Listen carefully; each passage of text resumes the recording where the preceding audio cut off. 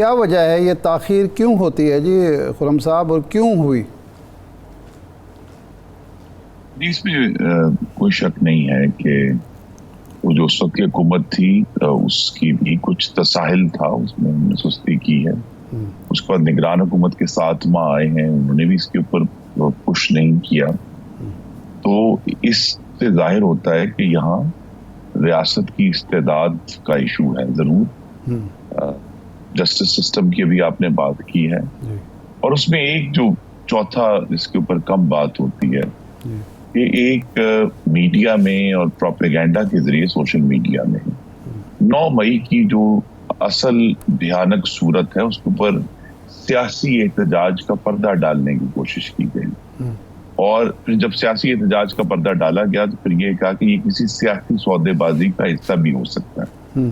تو یہ ویسے ہی تقریباً کنفیوژن ہے جو ہمیں بہت سال طالبان کے بارے میں رہا کہ وہ تو کوئی اسلامی ذہن کے لوگ ہیں، وہ کوئی گمراہ لوگ ہیں.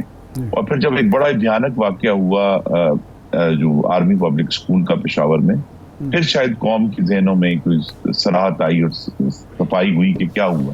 اس طرح یہاں بھی ایک کنفیوژن ہے. تو میں سب سے پہلے تو حقیقت یہ ہے کہ آج توقع یہی تھی اور ابھی بھی ہوگی کہ وزیر اعظم شہباز شریف اور جو چاروں صوبائی وزرائے اعلیٰ ہیں وہ بجائے سوال پوچھنے کے اپنے عزم کا اظہار کریں گے کہ اگر کوئی تساہل ہوا بھی ہے اب یہ نہیں ہوگا. اور ہم جو لوگ اور بڑا اچھا جملہ استعمال کیا گیا کہ اس کے منصوبہ ساز اور سہولت کار اور کرنے والے ان کو سزا دیں گے، اور جو نہیں شامل تھے ان کو رہا کریں گے. یہ سزا اور رہا جو ہے یہ اس وقت حکومتوں کے ہاتھ میں ہے کہ وہ کتنی مستعدی سے اس تمام نظام کی خرابیوں کے باوجود انہیں پروسیکیوٹ کرتے ہیں. یہ اس لیے ضروری ہے کہ اگر خدا نخواستہ اب یہ نہ کر پائے تو پھر 9 مئی سے بھی زیادہ ایک ہیبت ناک واقعہ ہوگا.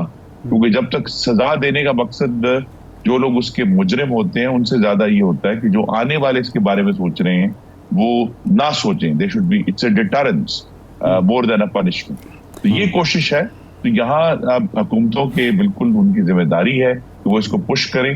ایک جو چیز ضرور ہے اور جو اس کا پروپیگنڈا وائز سے بھی تعلق ہے اور قانون سازی سے تعلق ہے کہ ہمارے قانون میں یہ جو جس قسم کی سرکشی ہوئی تھی 9 مئی 2023 کو، ہمارے قانون میں اس بارے میں ابہام ہے. ہمارا قانون غداری تو کیٹر کرتا ہے، ہائی ٹریزن یا ٹریزن، لیکن اس کے لیے جو بہتر لفظ ہے جو کہ مغربی ممالک میں استعمال کیا جاتا ہے وہ انسرجنسی ہے یا سیڈیشس کنسپیریسی ہے. اچھا خرم صاحب، میڈیا تو بڑا آسان ٹارگٹ ہے. دیکھیں نا، میڈیا تو یہ بھی چیخ چلا رہا تھا کہ پریکٹس اینڈ پروسیجر بل جو ہے یہ ایک سادہ قانون سازی سے آپ آئین میں ترمیم نہیں کر سکتے. آپ نے میڈیا کی کبھی پرواہ نہیں کی، یا کسی حکومت نے نہ میڈیا قانون سازی سے روکتا ہے نہ کسی کو سزا دینے سے روکتا ہے. تو لیکن یہ ہے کہ اس سے پہلے بھی کئی واقعات اس نوعیت کو تو ظاہر نہیں ہوا، لیکن ہوتا یہ ہے کہ ہر معاملہ جب کوئی حکومت اپنی تساہل، غفلت یا سیاسی مصلحتوں کی بنا پر نہیں کر پاتی تو میڈیا پر الزام لگا دیا جاتا ہے. اس وقت مجھے یاد ہے کہ شہباز شریف صاحب نے جو تقریر فرمائی تھی اس میں یہی کہا تھا کہ کوئی بے گناہ جو ہے اس کو سزا نہیں ملے گی اور کسی گناہ گار کو چھوڑا نہیں جائے گا. لیکن اگست میں جب حکومت چھوڑی انہوں نے تو وہ گناہ گار یا بے گناہ دونوں جیلوں میں پڑے ہوئے تھے. تو میرا خیال ہے یہ میڈیا کو تو کم از کم معاف کر دیں.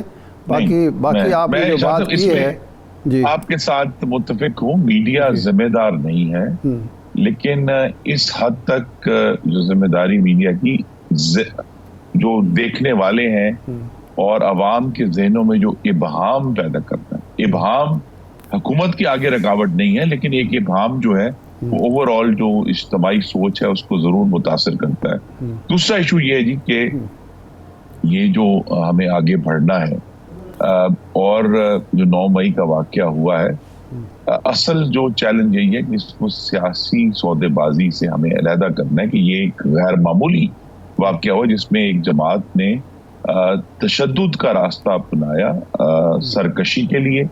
اقتدار دیکھیں اس پہ کم بحث ہوئی ہے کہ 9 مئی کیوں کیا گیا تھا، اور اس پہ آپ جیسے بالغ نظر جو لوگ ہیں وہ ضرور ناظرین کی رہنمائی کر سکتے ہیں کہ اس کا مقصد کیا تھا، کس چیز کے لیے کیا گیا تھا. کیا وہ صرف حکومت کو سزا دینی تھی کہ انہوں نے بانی چیئرمین کو گرفتار کیا، یا اس کے آگے کوئی اور بھی مقصد تھا جس کا آج شہباز شریف صاحب نے پارلیمان میں اظہار بھی کیا ہے اپنے اجلاس میں، کہ وہ دراصل تو افواج پاکستان کے اندر ایک درار ڈالنے کی بڑی مضموم کوشش تھی.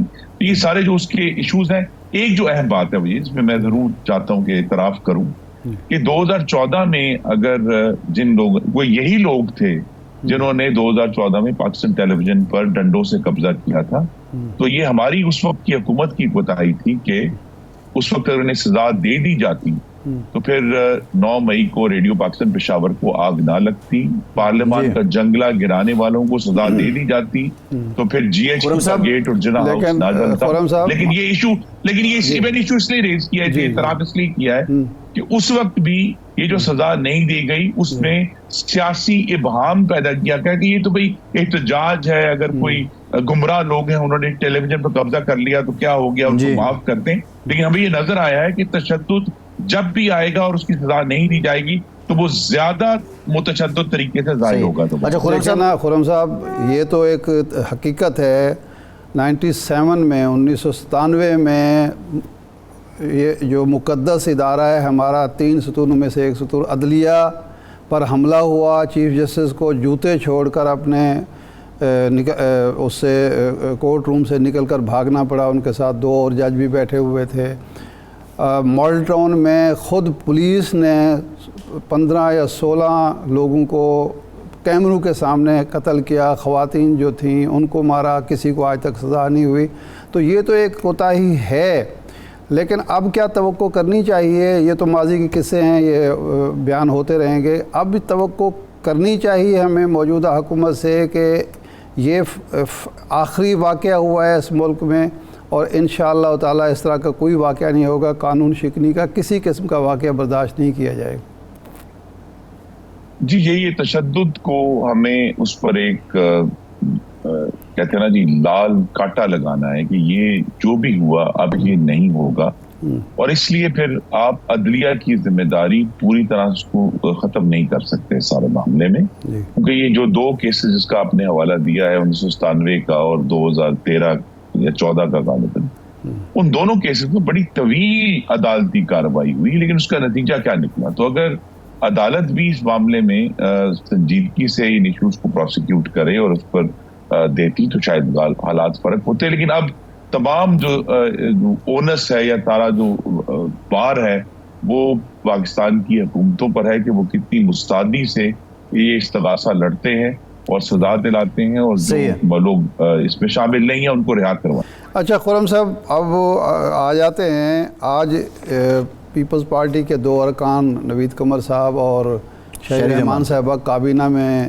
نظر آ رہی تھیں، بیٹھی تھیں، تو اس کا مطلب یہ ہے کہ یہ شروعات ہے. اب پیپلز پارٹی، آپ نے میرا خیال ہے، مجھے یاد ہے آپ نے کہا تھا کہ 6 مہینے کے بعد یہ شاید فیصلہ کر لیں کابینہ میں آنے کا، لیکن اب پتہ چل رہا ہے کہ آپ نے دعوت ان کو دے دی، ابھی وہ مان نہیں رہے، لیکن شاید مان جائیں اور پیپلز پارٹی اب اگلے ہفتہ 2 ہفتے میں کابینہ کا حصہ بن رہی ہے. آپ کی کیا اطلاع ہے؟ جی ابھی تک تو مثبت اشاریے ہیں ان کے، لیکن اتنی جلدی غالباً نہیں ہوگا. بجٹ کے بعد جو ہمیں لیٹسٹ خبریں ہیں وہ یہی ہیں کہ بجٹ کے بعد وہ باقاعدہ طور پر کابینہ کا حصہ بنے گی انشاءاللہ. تو یہ بجٹ کا کیوں انتظار کرنا چاہتے ہیں تاکہ بجٹ کا بوجھ آپ پر پڑے؟ جی مجھے نہیں اندازہ کہ وہ ان کی سوچ کیا ہے. ہماری تو جو اسٹینڈنگ انویٹیشن ہے جب سے حکومت بنی ہے کہ جو میں نے آپ کے پروگرام میں کہا بھی تھا، میں دوہرا دیتا ہوں کہ صرف غلبے کا حصہ نہ بنے، ملبے ابھی اپنے سر پر لیں. ٹھیک ہے. نہیں، بجٹ کے بعد پیپلز پارٹی کابینہ میں آ جائے گی، یہ انڈرسٹینڈنگ پہلے سے موجود تھی؟ نہیں، یہ انڈرسٹینڈنگ نہیں تھی. میں نے تو آپ سے ایک توقع کا اظہار کیا، تو ابھی میری توقع یہی ہے کہ جب تک جو بران اتحاد ہے پارلیمان میں، اس کا جو ریفلیکشن ہے وہ کیبنٹ میں بھی نظر آنا چاہیے. اس لیے اگر آپ غور کریں گے تو کیبنٹ میں ابھی بھی بہت سارے جو کلیدی محکمے ہیں وہ خالی رکھے گئے ہیں شہباز صاحب کی طرف سے، تاکہ پیپلز پارٹی جب جوائن کر دی ہے تو ان کو وہ محکمے دیے جا سکیں.